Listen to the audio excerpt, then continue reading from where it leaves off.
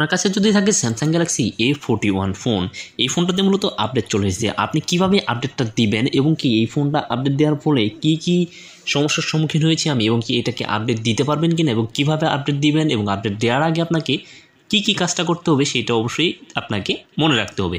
কারণ আপনি যদি ভুল করে এই ফোনটাকে আপডেট দেওয়ার আগে এগুলো না করে রাখেন, তাহলে কিন্তু আপনার ফোনটাকে ডেট হয়ে যাওয়ার সম্ভাবনা 100% রয়েছে।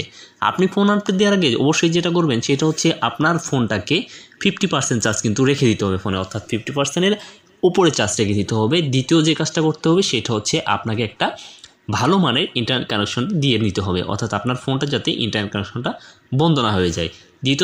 তৃতীয় যে কাজটা করতে হবে সেটা হচ্ছে আপনার ফোনটাকে আপডেট করার সময় কখনোই বন্ধ করবেন না। এখন আমি দেখিয়ে দিব আরেকটা ট্রিক্স, যে ট্রিক্সের মাধ্যমে আপনি জানতে পারবেন যে আপনার ফোনের আপডেটের ফাইল সাইজটা কত। তারপর আপনাকে যেটা করতে হবে সেটা হচ্ছে আপনার ফোনের মাই ফাইলসে চলে গিয়ে আপনার ফোনের স্টোরেজ যেটাকে বলা হয়, অর্থাৎ ফোন স্টোরেজ, সেই ফোন স্টোরেজটাকে মিনিমাম 5 GB খালি রাখতে হবে।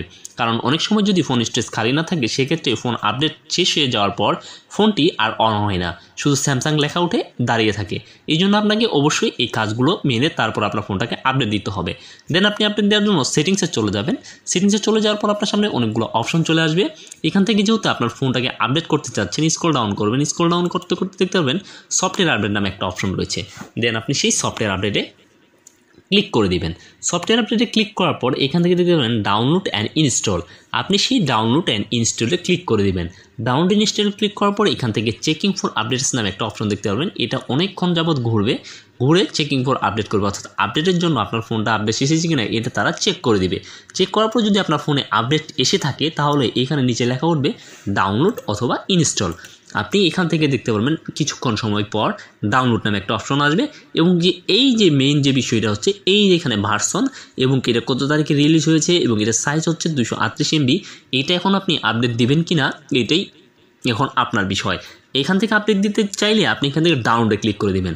ডাউনলোডে ক্লিক করার পর এখান থেকে ডাউনলোডিং আপডেট দেখতে পাচ্ছেন উপরে, ডাউনলোডিং আপডেট, এবং কি এটা কিন্তু আপডেট শুরু হয়ে গেছে।